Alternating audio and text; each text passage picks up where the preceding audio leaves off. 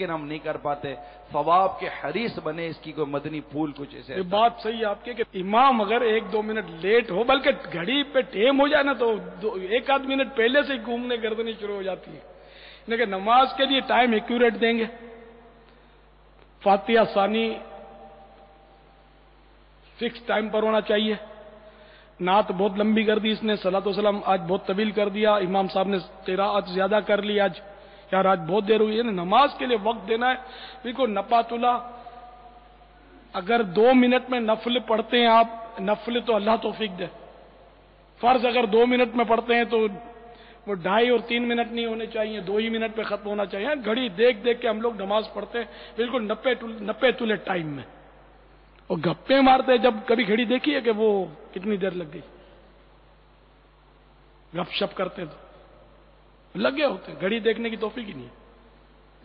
اس کا مطلب یہ نہیں کہ امام صاحب لیٹ آنا شروع کر دیں تو تنفیر عوام کا باعث بنے گا, گڑبڑ ہوگی. تو اس لیے امام کو تو ٹائم, بلکہ مشورہ 1-2 منٹ پہلے آ جانا چاہیے تاکہ لوگوں کو پریشانی نہ ہو اور کوئی کڑکڑ نہ کرے, غیبتیں اور یہ نہ ہو. لیکن کم از کم ٹائم پر نماز شروع ہو جائے, اذان ہو جائے, جو بھی ٹائم کی پابندی کرنی چاہیے. میں آپ کو ایک چوٹ کرتا ہوں ہماری اپنی نفسیات پر, کہ بالفرض اگر امام لیٹ ہو گیا تو ہم کتنا کڑکڑ کرتے ہیں. صبر کر, انسان ہے, تاخیر ہو جاتی ہے, ہم کو بھی تو ہو جاتی ہے کبھی اگر لیٹ ہو گیا تو. امام کو ٹائم کی پابندی کرنی چاہیے. اور ہمیں جب ہم یہ سارے کام پر پابندی کا مطالبہ کرتے ہیں تو آخر ہم جو فضولیات میں پڑھتے ہیں ان میں ٹائم کیوں نہیں دیکھتے, بلکہ گناہوں میں جو اپنا وقت برباد کرتے ہیں اس وقت کو کیوں نہیں بچاتے. میں یہ نہیں کہوں کہ گناہوں میں بھی تھوڑی دیر کے لیے رہو, گناہ کی طرف رخ ہی نہیں کرنا, فضولیات سے بھی بچنا ہے. تو یہ واقعی ہماری نفسیات جو بہت بگڑ گئی ہے. تو ہمیں جیسے سوال کیا گیا کہ نیکیوں کے حریص بنے کس طرح, اس کا طریقہ یہ ہے کہ نیکیوں کے فضائل پڑھے جائیں. جب فضیلت پڑھتے ہیں نا تو بڑا اس پر عمل کرنے کو جی چاہتا ہے. ایک بار میں نے فضیلت پڑھی, وہ علمیہ کی ہی کسی کتاب میں غالباً پڑھی اپنے, کہ نفل نماز جو چھپ کر پڑھتا ہے اس کو 25 گنا ثواب ملتا ہے. جو نفل نماز چھپ کر پڑھے, لوگ نہ دیکھے, لوگوں سے چھپ کر پڑھے.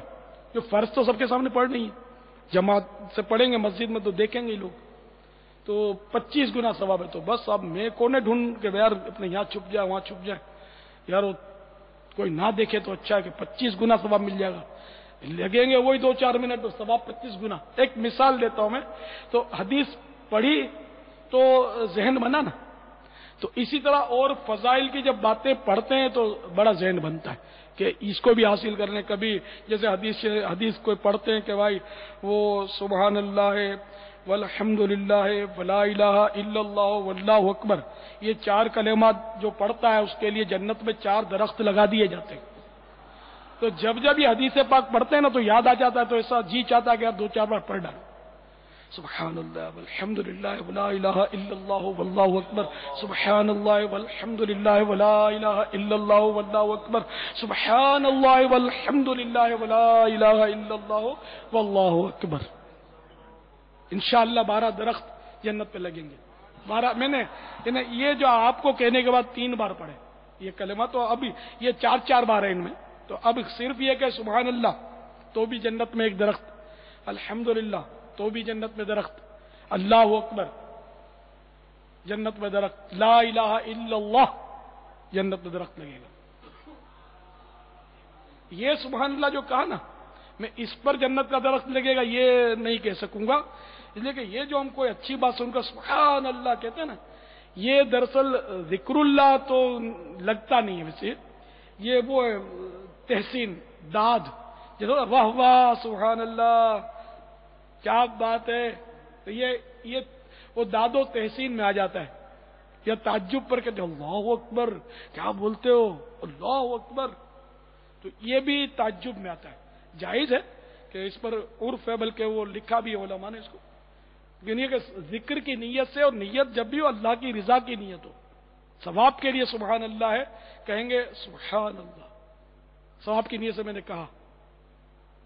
اب انشاءاللہ جنت میں درخت لگ گیا ہوگا میرے لیے. بہت درخت لگاتے جاؤ، درخت بہت لگاتے جاؤ.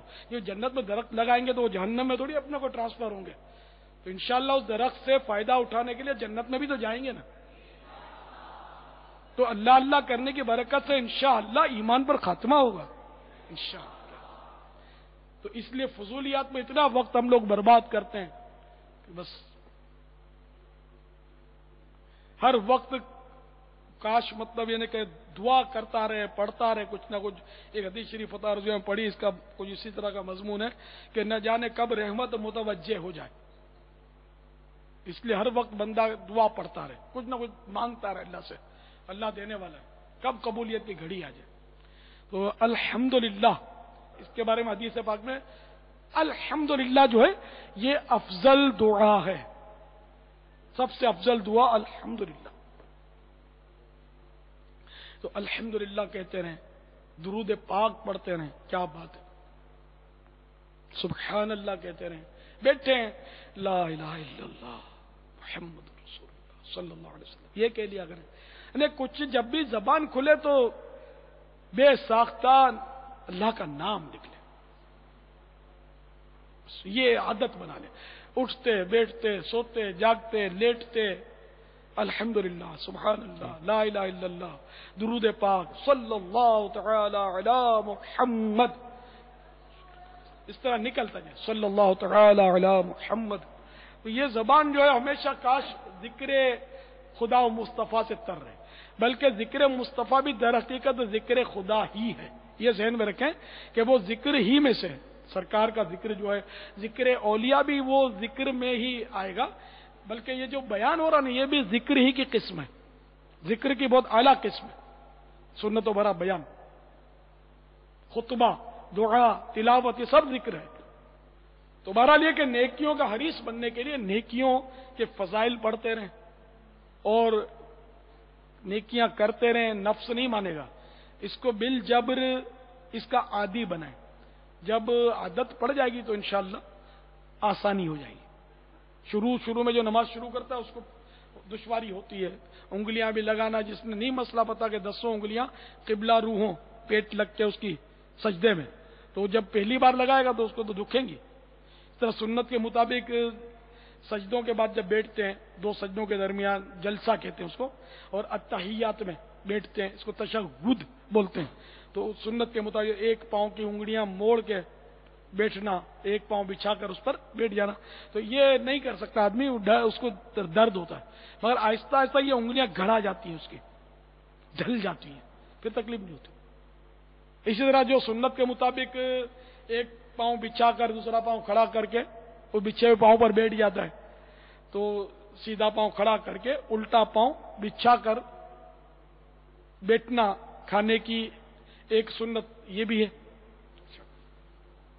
تو اب جو نہیں عادی اس کے تو وہ نہیں بیٹھتے، وہ کبھی میرے جیسے کے سامنے پھنس جاتے ہیں بیچارے، تو ان کو بیٹھنا پڑتا ہے. شرم کے مارے ان کی پوزیشن دیکھتا ہوں، کبھی کبھی بولتا ہوں کہ یار ٹھیک ہے جس طرح بیٹھنا چاہیے بیٹھ جائے. کبھی یوں ہوتے کبھی یوں ہوتے بیچارے، تو عادی نہیں ہوتے. تو اس لیے وہ آپ عادت بناؤ یار سنت کے مطابق بیٹھنے کی، تکلف نہ رہے، پھر تکلف نہیں رہے گا. آپ سنت کے مطابق بیٹھنے پر قادر ہو جاؤ گے. پالتی مار کے بیٹھو گے تو ایک تو سنت بھی چھوٹے گی. پالتی میننگ چوکڑی مار کر، 4 زانو بولتے ہیں اس کو، چوکڑی بولتے ہیں، پالتی بولتے ہیں. ہماری زبان میں پلاٹھی بولتے ہیں، پلاکھی، پلاٹھی، گجراتی میں پلوٹھی. تو اس طرح مطلب یہ کہ 4 زانو بیٹھیں گے نا تو آپ کو ایک تو سنت گئی، دوسرا یہ کہ اس طرح کھانے سے تھوڑا آپ کا جو پیٹ ہے نا وہ فٹ بال کی یاد دہانی کرواتا رہے گا آپ کو. وزن بھی بڑھ سکتا ہے، اور بڑی آنت، اندھی آنت بولتے ہیں اس کو، اس کے تکلیف بھی ہو سکتی ہے. تو یہ اس طرح آپ اگر یہ اس طرح بیٹھنے کی عادت ڈالیں گے نا تو انشاءاللہ یہ جو ہے نا پھر یوں کھائیں آپ، یوں نہیں، یوں عادت ڈالیں کھانے کی. تو یہ کیا آپ کی ران سے یہ پیٹ جو ہے نا یہ دبے گا، تھوڑا دبے گا تو کم कम